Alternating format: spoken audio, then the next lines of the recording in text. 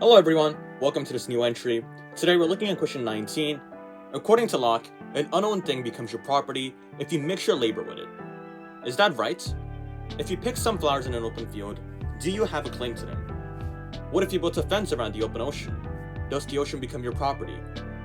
If not, what is the connection between property and labor? My answer is that no, those actions do not make the field or the ocean the property of those people. You need to mix enough labor, that's the point. It'll be not picking up the flower, but instead cultivating the land and therefore growing the flowers. It'll not be building a fence around the ocean, it'll be improving marine life, raising more fish, or making the environments better, etc. So why do we connect, why does Locke connect property and labor? In the state of nature, there was no property. So we need to define property and how to get it.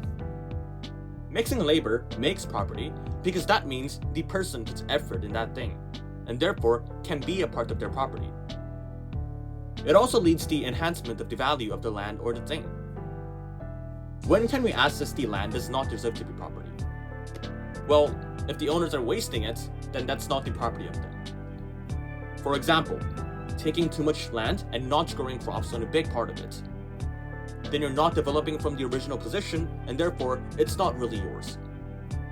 Or growing too much crops, not eating it, and letting them rot. Locke provides a solution. Even if you have a lot of land, even if you have a lot of buildings, for example, it can be yours. Because if you have the ability to make it better, to develop it, enhance it, and then change that to money, that's fine. The crops don't need to be all be eaten. The buildings don't have to be used all by you. The houses that you own, not all of it has to be yours. I mean, it should be yours, but you don't need to use all of it. Because if it's not used, it could be sold. And if it's sold and you exchange that for money and they get the services, then that's not wasted. That's just another person using yours using money. So why is putting a fence or claiming it not enough? Well, because then they don't really deserve that. But apart from that question, the first civilization will claim everything, like people in Mesopotamia can claim all the land in that logic. Rather, it makes more sense to give what they deserve. But why did Locke even say this? Is this a way to justify slavery? Locke might have meant that. Some people can think like that. I understand where they're coming from. After all, the people in America used to be nomadic and live in a hunter-gatherer society, making little use of the land. There's also a strong argument on the other hand that that wasn't the reason. And even if Locke thought like that, there's a chance he thought that the native people used enough of the land. And he might have supported taking some of the lands of the Americas, maybe, that's a possibility. And it's controversial to say that if that's justified or not, but just to give some perspective, it could be argued that the Americas were extremely underpopulated. North and South America combined, there were only 60 million people. And what's clear is that Locke never supported attacking and killing Native Americans to take their land. In fact, he opposed that type of situation clearly, calling them unjust aggressors.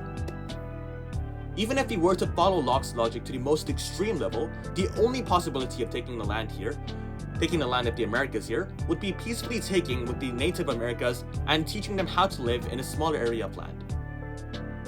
This would be things such as teaching how to grow crops, build a society, and being sedentary. They'll make a discussion with the people who own the lands. They will not kill them or attack them. But aside from that discussion on slavery, it is clear why Locke made it, and what his main intention was. When kings and monarchs had most of the land of the country, they were not using it to the fullest. They claimed all the land, they said that they had divine power so it's their land, but they didn't cultivate them. They didn't build helpful infrastructure, and overall, did not use them to the fullest. In a society where individual property is respected, people develop their lands, contributes to the economy, and in turn to the common good. And that is much better for Locke. That's it for today, and see you in the next entry.